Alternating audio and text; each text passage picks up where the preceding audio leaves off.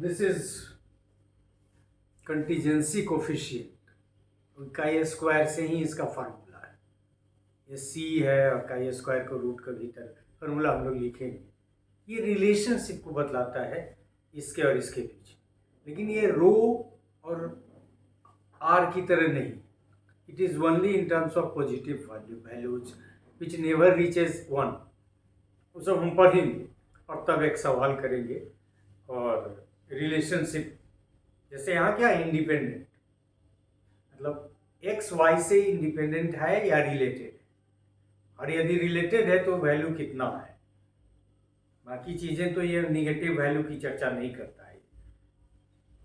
So the contingency coefficient is denoted bye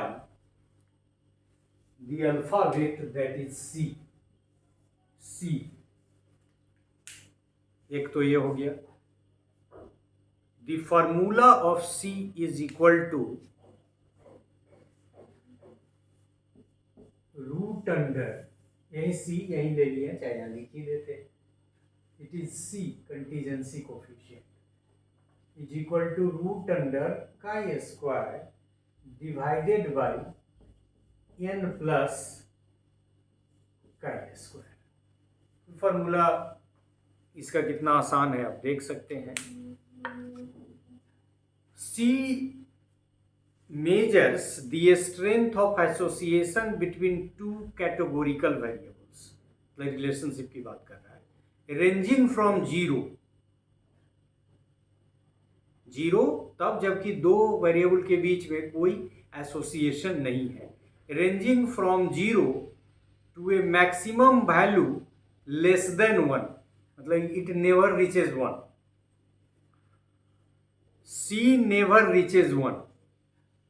C does not have limit as plus minus 1 as in with R and rho. अभी हमने कहा भी कि rank difference या product moment correlation coefficient की तरह इसका वैल्यू माइनस में नहीं जाता है, और उसका परफेक्ट कोरिलेशन का कंसेप्ट भी इसमें नहीं है, क्योंकि ये पॉजिटिव में भी परफेक्ट कोरिलेशन नहीं है, क्योंकि वहाँ तक 1 तक ये जाता ही नहीं। It does not have negative values, ठीक है। For a table made up of an equal number of rows and columns, जैसे 2 into 2 में था, equal number 2 into 2, 3 into 3, 4 into 4, लेकिन यदि 3 into 2 होगा तो that will be different।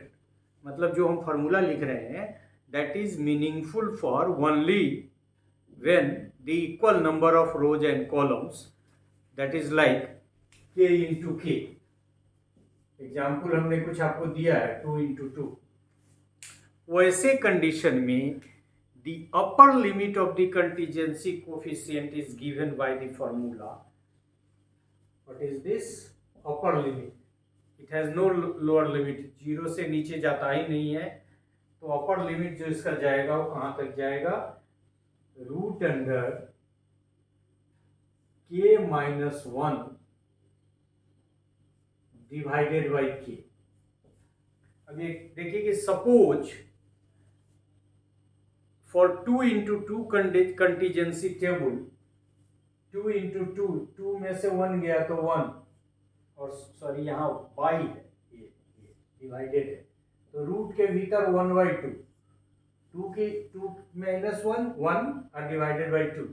उसी तरह से यदि आप 3 into 3 के लिए करेंगे तो क्या हो जाएगा, 3 into 3 के लिए रूट अंडर 2/3, और 4/4 के लिए क्या हो जाएगा, root under 3/4।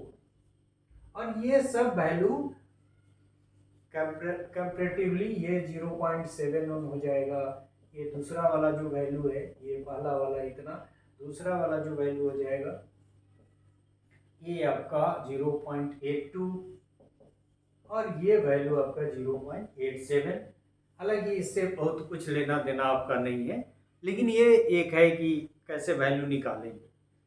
However when the number of columns and rows differ in a table like 2 into 3 or 3 into 4, to calculate the upper limit the smaller number is taken as k, 0 का मतलब है no association, और a value zero indicates the variables are completely independent, थोड़ा भी उनमें कोई association नहीं है। तो ये तो थोड़ा सा डिस्क्रिप्शन हुआ कि सी से इंडिकेट करते हैं, 2 × 2 है तो इनका वैल्यू ऐसे निकलेगा, ये कभी निगेटिव में नहीं होता है, ये कभी 1 को अप्रोच नहीं करता है, 0 का मतलब है कि न के बराबर मतलब कोई रिलेशन नहीं है, आपस में बिल्कुल इंडिपेंडेंट है, आदि आदि बातें। अब हम कोरिलेशन कोफिशिएंट से रिलेटेड एक प्रॉब्लम सॉल्व करेंगे, लेकिन उसमें हमको बोर्ड की जरूरत पड़ेगी, तो इसको थोड़ा हम लोग साफ करेंगे, इसकी जरूरत अब हमको नहीं है, फॉर्मूला हम रहने देंगे।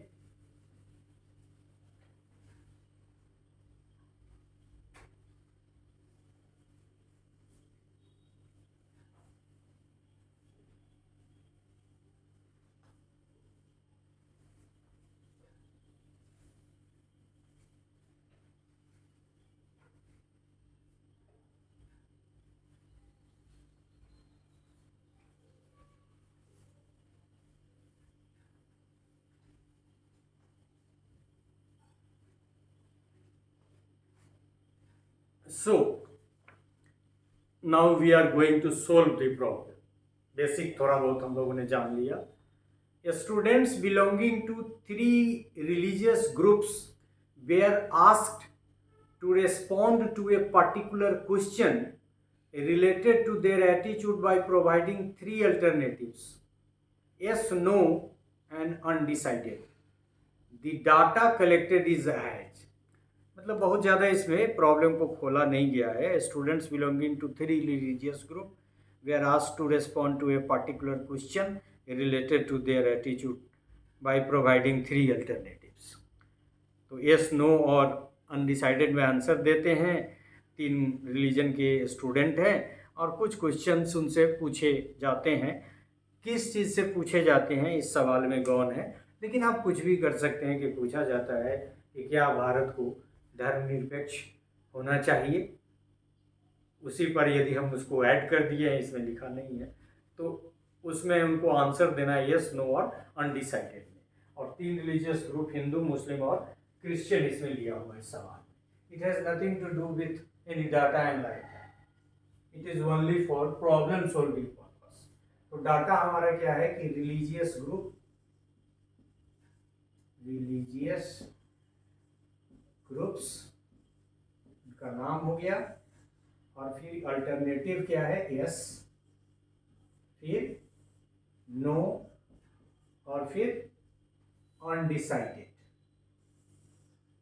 मतलब न्यूट्रल या अनडिसाइडेड, अनडिसाइडेड, और फिर इसका टोटल। इसको भी हम लोग यहाँ थोड़ा तिरछा कर देंगे।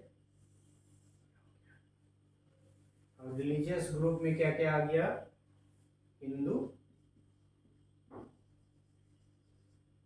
हिंदू कितने, यस में 10, नो में 25, और फिर अनडिसाइडेड में 15, ऑल टुगेदर 50। मुस्लिम,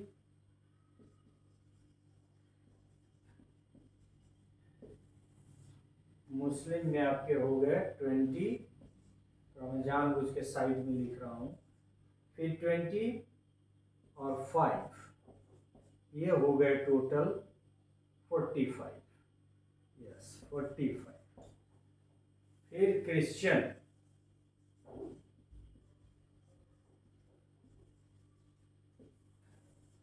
ये कितने हो गए, 30, 15 and 10. Grand total is equal to, total is equal to 55, and this total from both sides is equal to 60, फिर 60, 30। अब इसमें हमको अपर लोअर जो बनाए थे सवाल, कंटीजेंसी में जो वैल्यू निकाले थे एंट्री, उस तरह से करना होगा। तो यहाँ जगह हमको चाहिए, हो सकता है फिर हमको मिटाना पड़े या जो भी करना होगा। So the problem is there. Now compute a contingency coefficient of the test if there is a relationship between religious groups membership and attitude.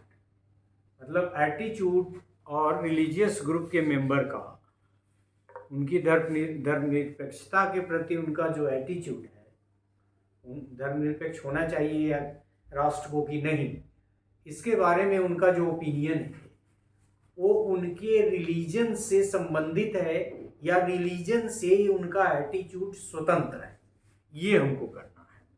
अब फिर वही वाला काम हम लोग करेंगे जो करते आए हैं, upper left, upper middle, upper right.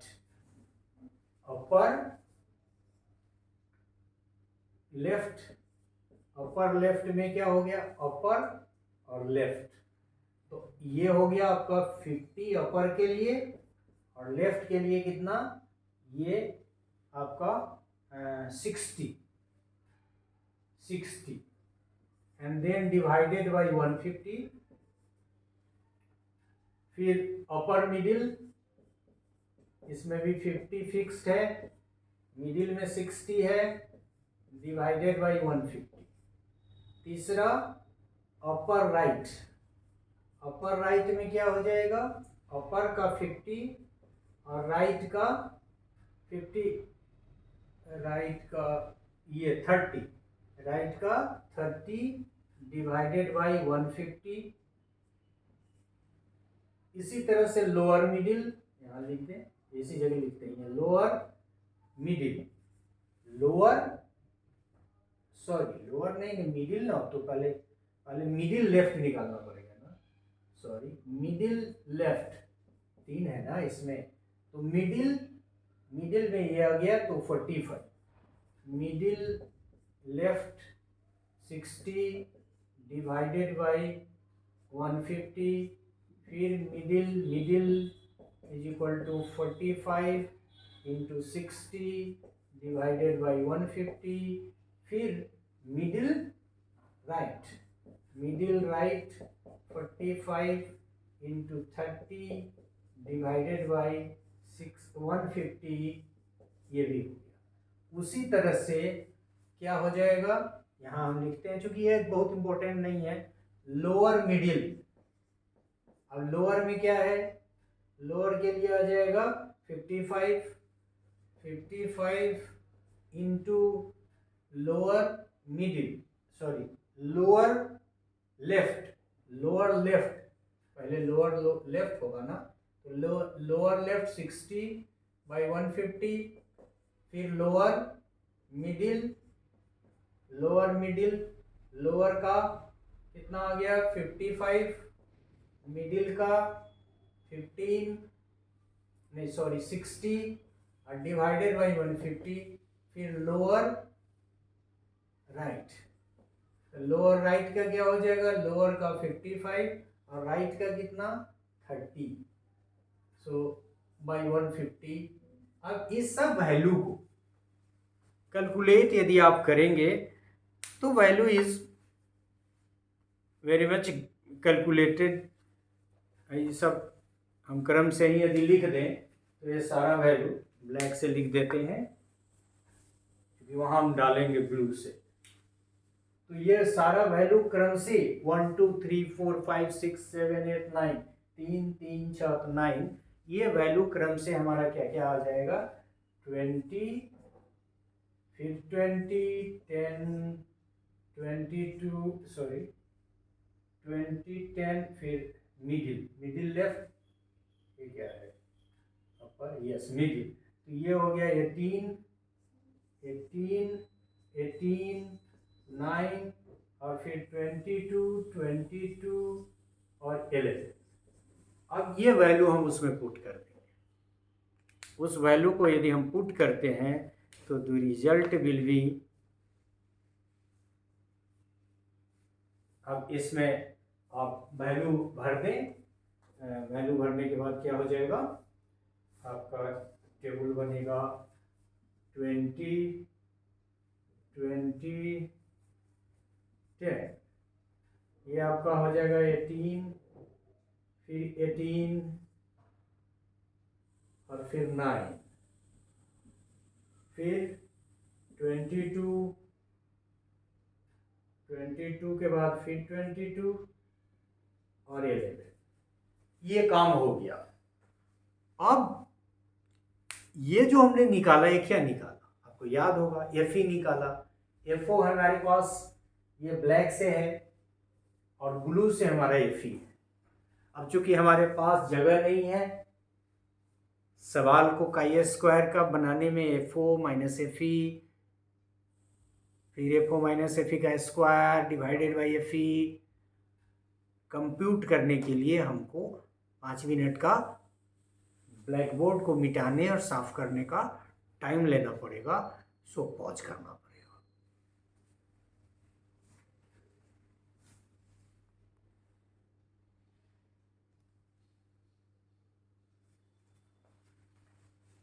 So all the entries which we could find in the form of FE by calculating, यहाँ लेफ्ट राइट करके जो हमने लेफ्ट का राइट का मिडिल का जो करने का तरीका है, सारे जो हमारे 9 इंटू 9 मतलब 9 FE का वैल्यू हम लोगों ने कंप्यूट जो किया था उस सबको यहाँ डाल दिया जो हमने लिखा था n इज इक्वल टू 150 दोनों का टोटल माइनस, फिर ये प्रोसेस किया, ये सब F O minus F E का whole square divided by F E का वैल्यू आया, तो काई स्क्वायर का वैल्यू 16.20 आया। और ये 16.20 का स्क्वायर का वैल्यू सी निकालने वाले फार्मूले में हमने डाला यहाँ 150n और ये, तो ये वैल्यू आया 0.312। ये कोरिलेशन कोफिशिएंट का वैल्यू, काई स्क्वायर का वैल्यू नहीं है, क्योंकि अभी हम लोगों ने देखा कि सी कंटीजेंसी वो रिलेशनशिप के टर्म में है और इसीलिए उसकी तुलना हम लोगों ने आर से की थी, रैंक डिफरेंस मतलब रो से की थी। सो इस तरह से हमारा जो वैल्यू आया वो ये चीज़ को बताता है कि ये रिलेशनशिप है और रिलेशनशिप एग्जिस्ट कर रहा है। तो रिलेशनशिप 0.312 आया किसके किसके बीच में, एक तो काई स्क्वायर से आप चाहें तो निकाल सकते हैं 16.20 का वैल्यू, लेकिन यहाँ चूंकि हमको काई स्क्वायर निकालना नहीं था, कंटीजेंसी टेबल निकालना था, तो ये वैल्यू बताता है कि yes there is relationship between the opinion of attitude towards, यहाँ हमने लिया था, प्रॉब्लम ऐसे नहीं था लेकिन हमने जोड़ दिया था, एटीट्यूड टूवर्ड्स सेकुलरिज्म, कि सेकुलरिज्म को इंडिया में सेकुलर रहना चाहिए कि नहीं। हालांकि ये सब एटीट्यूड का क्वेश्चन नहीं है, फिर भी क्योंकि कॉन्स्टिट्यूशनल प्रोविजन है तो इसमें एटीट्यूड आपके करने से क्या होगा। फिर भी हमने एक एग्जाम्पल ले लिया है, या प्राइवेटाइजेशन के बारे में हायर एजुकेशन का कर सकते हैं, या फिर कोई भी एक चीज़ जिसके प्रति एटीट्यूड है तो क्या वो रिलीजन से इफेक्ट होता है। और यहाँ आपको आया कि दोनों आपस में रिलेटेड है, मतलब रिलीजन और